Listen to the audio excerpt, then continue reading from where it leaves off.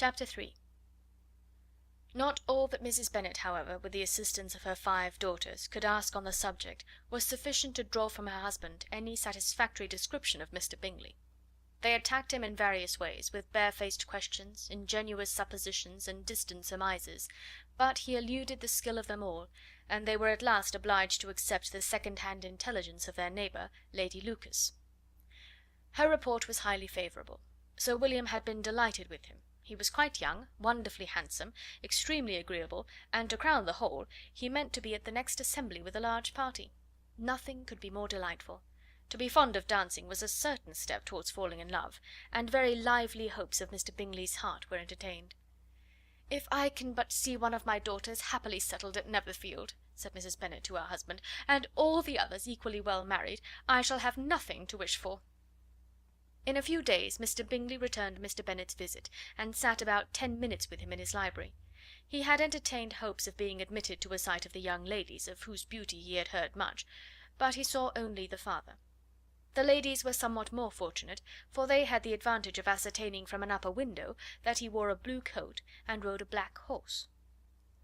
An invitation to dinner was soon afterwards dispatched, and already had Mrs. Bennet planned the courses that were to do credit to her housekeeping, when an answer arrived which deferred it all. Mr. Bingley was obliged to be in town the following day, and consequently unable to accept the honour of their invitation, etc. Mrs. Bennet was quite disconcerted. She could not imagine what business he could have in town so soon after his arrival in Hertfordshire, and she began to fear that he might be always flying about from one place to another, and never settled at Netherfield as he ought to be. Lady Lucas quieted her fears a little by stating the idea of his being gone to London only to get a large party for the ball, and a report soon followed that Mr. Bingley was to bring 12 ladies and 7 gentlemen with him to the assembly. The girls grieved over such a number of ladies, but were comforted the day before the ball by hearing that, instead of 12, he brought only 6 with him from London, his 5 sisters and a cousin; and when the party entered the assembly room, it consisted only of 5 altogether: Mr. Bingley, his 2 sisters, the husband of the eldest, and another young man.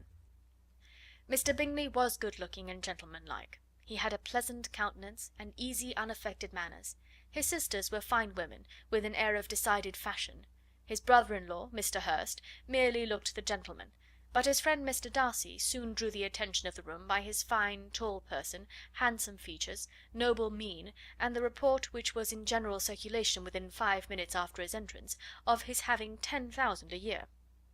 The gentlemen pronounced him to be a fine figure of a man, the ladies declared he was much handsomer than Mr. Bingley, and he was looked at with great admiration for about half the evening, till his manners gave a disgust which turned the tide of his popularity, for he was discovered to be proud, to be above his company, and above being pleased, and not all his large estate in Derbyshire could then save him from having a most forbidding, disagreeable countenance, and being unworthy to be compared with his friend. Mr. Bingley had soon made himself acquainted with all the principal people in the room. He was lively and unreserved, danced every dance, was angry that the ball closed so early, and talked of giving one himself at Netherfield. Such amiable qualities must speak for themselves. What a contrast between him and his friend! Mr. Darcy danced only once with Mrs. Hurst, and once with Miss Bingley, declined being introduced to any other lady, and spent the rest of the evening in walking about the room, speaking occasionally to one of his own party. His character was decided. He was the proudest, most disagreeable man in the world, and everybody hoped that he would never come there again. Amongst the most violent against him was Mrs. Bennet, whose dislike of his general behaviour was sharpened into particular resentment by his having slighted one of her daughters. Elizabeth Bennet had been obliged, by the scarcity of gentlemen, to sit down for 2 dances, and during part of that time Mr. Darcy had been standing near enough for her to hear a conversation between him and Mr. Bingley, who came from the dance for a few minutes to press his friend to join it. "Come, Darcy," said he, "I must have you dance. I hate to see you standing about by yourself in this stupid manner. You had much better dance." "I certainly shall not. You know how I detest it, unless I am particularly acquainted with my partner. At such an assembly as this it would be insupportable. Your sisters are engaged, and there is not another woman in the room whom it would not be a punishment to me to stand up with." "I would not be so fastidious as you are," cried Mr. Bingley, "for a kingdom. Upon my honour, I never met with so many pleasant girls in my life as I have this evening, and there are several of them, you see, uncommonly pretty." "You are dancing with the only handsome girl in the room," said Mr. Darcy, looking at the eldest Miss Bennet. Oh, she is the most beautiful creature I ever beheld. But there is one of her sisters sitting down just behind you, who is very pretty, and I dare say very agreeable. Do let me ask my partner to introduce you." "Which do you mean?" And turning round, he looked for a moment at Elizabeth, till catching her eye, he withdrew his own and coldly said, "She is tolerable, but not handsome enough to tempt me. I am in no humour at present to give consequence to young ladies who are slighted by other men. You had better return to your partner and enjoy her smiles, for you are wasting your time with me." Mr. Bingley followed his advice. Mr. Darcy walked off, and Elizabeth remained with no very cordial feelings toward him. She told the story, however, with great spirit among her friends, for she had a lively, playful disposition which delighted in anything ridiculous. The evening altogether passed off pleasantly to the whole family. Mrs. Bennet had seen her eldest daughter much admired by the Netherfield party. Mr. Bingley had danced with her twice, and she had been distinguished by his sisters. Jane was as much gratified by this as her mother could be, though in a quieter way. Elizabeth felt Jane's pleasure. Mary had heard herself mentioned to Miss Bingley as the most accomplished girl in the neighbourhood, and Catherine and Lydia had been fortunate enough never to be without partners, which was all that they had yet learnt to care for at a ball. They returned, therefore, in good spirits to Longbourn, the village where they lived, and of which they were the principal inhabitants. They found Mr. Bennet still up. With a book he was regardless of time, and on the present occasion he had a good deal of curiosity as to the events of an evening which had raised such splendid expectations. He had rather hoped that his wife's views on the stranger would be disappointed, but he soon found out that he had a different story to hear.